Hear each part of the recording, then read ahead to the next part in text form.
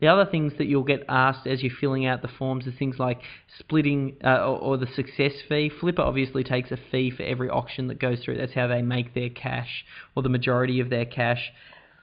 In fact, as a side note, we used to be quite close with some of the guys over at Flippa. Luke Moulton, he's actually moved on from the position now, but we were made aware that a big part of their revenue stream is this success fee. So once the auction goes through, not only do they get a little listing fee at the front, but the success fee is important for them as well. So, which I think shows you that their model is working, because they want to make sure that you can sell your website for the top dollar, because they've got a vested interest to make sure that you get top dollar for the website. That's another reason why the Flippa marketplace is so good, and they're constantly developing it. They've got that vested interest. But one of the options, I digress, one of the options was about the success fee. Now, we always go 50-50. I've never had anyone dispute it. I don't think there's any reason for you as the seller to take on the entire success fee and price it in. I think it's only fair to split it, and we've never had anyone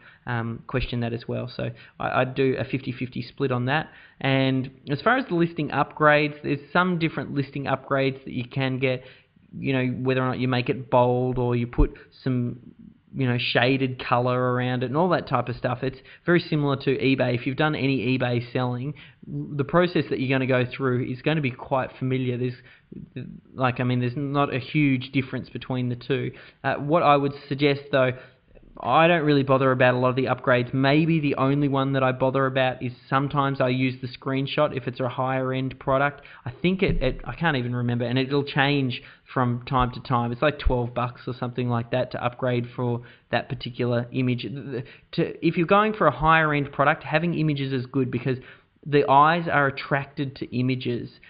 All eye tracking studies and things like that show that the eye goes to images. So if you can have your eye, or if you can have an image, the eye of that browser, as they're searching through the Flippa listings, will get attracted to that. So it's an extra way. That's probably about the only one that I would include.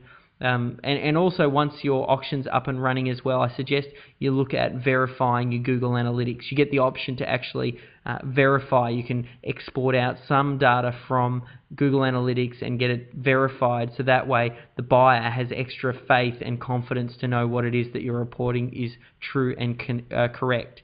So once you've actually loaded it, so that's all about loading your auction and making sure that we're all ready to go. You've filled out everything on the site. The next thing that you need to do is starting to promote the auction. Now, you might even do this before, and who was the guy that just sold that flipping website? What's his name?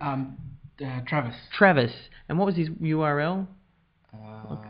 Can't remember off the top of my head. But someone in the website flipping space, Travis, contacted us and contacted a whole lot of people in the space before, because he was selling his website. Before he actually went ahead and sold his website, he contacted everyone before it was even listed and let us know that he was considering selling this website. So what did that do? That got all of our eyes ready and waiting to see this auction come up.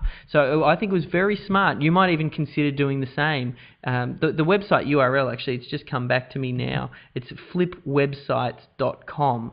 So you can find out a little bit more about that. But he did this auction, and it was really, really smart. Like I said, he contacted everyone in the space, told them that the auction was coming up, or that if people wanted to buy it, they could consider making an offer.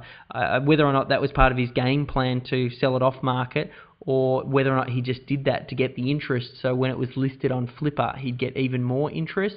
Either way, we ended up bidding. We didn't end up winning it. We won Flipping Awesome a little while ago. We did bid on flipwebsites.com, but we didn't get it because we set our upper limit, and once that was breached, we didn't get emotional about it and didn't continue to bid. So we pulled back from that auction. But what you might consider doing for your auctions, if you've built up a website, and how much effort you actually go into this will depend on how much you're looking to sell the website. If you're selling the website and it's only $200, maybe you don't worry about this. But if you're looking to sell $500 plus, maybe you do. Maybe you head over to Google, search for all of the keywords that you might be ranking on, or keywords that your competitors or keywords that other people in that space might be searching, and contact those website owners and send them an email and just say, hey, I've got this website, I'm 3 positions above you in the search engine results page. I'm going to be listing this website next week. Thought I should let you know. Or if you're considering making an offer, send through an offer now and I'll let you know. And you can start to build up a little bit of a potentials list of people who might buy it, and you just say to them, hey, you could buy this website and get all of the traffic and start to dominate and own page number 1 for this particular keyword. It's, I think, a fantastic idea.